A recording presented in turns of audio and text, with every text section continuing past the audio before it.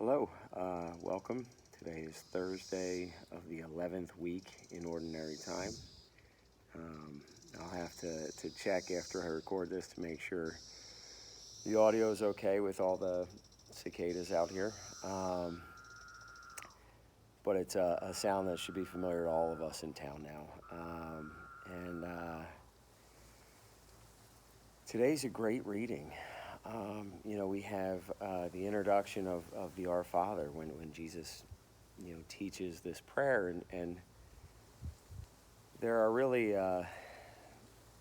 two memories that really come to mind right away when I read today's gospel. And the first is when, 18 or so years ago when I first started here at St. Charles, I hope that everyone understands how unique that prayer is here, that it took me 6 months to learn how to slow myself down enough to keep pace. It's a very slow and wildly intentional way to say the Our Father, and I use that word intentional because it really is. It's when we say the Our Father at that speed, it over those 6 months and 18 years, each week when I'm here for liturgy, I slow down while I'm saying it long enough to listen to what I'm saying, and don't we all, have the rehearsed, the memorized prayers that we kind of can recite without thought, and I'm guilty of that like everyone else, that I can easily show up, go through the motions, and say the words and not really take the opportunity and time to think about what that means to me. And the speed here is one of those things that just quiets me down and allows me to think about what it is I'm saying. There are plenty of places I've been to that always say, and now we have the courage to say the prayer that Jesus taught us. And to me, I was an adult when it finally occurred to me that, I guess if you're really paying attention to what you're saying, you would need a little courage, because you're committing to something that's not easily obtainable. It's a little bit of work and a big deal.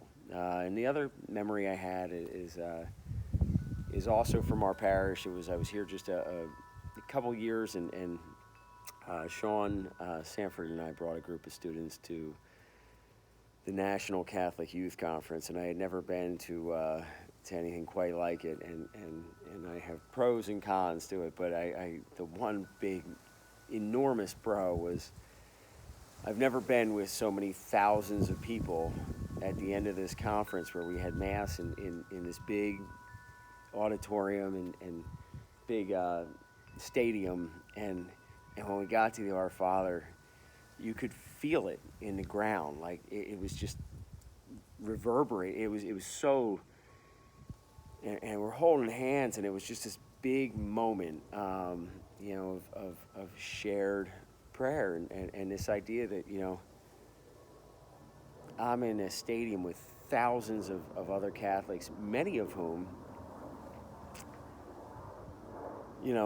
I probably don't agree with. I probably, on a wide range of things, there might be, areas where we're really different, come from different places, don't agree on much.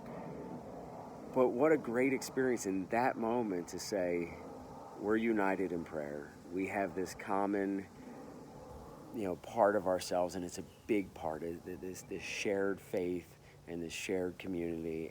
And I look forward to that. I don't know that we're necessarily there yet, but it feels like we're getting there. It feels like we're getting more and more here in our spiritual home in St. Charles, where, the mass size is growing.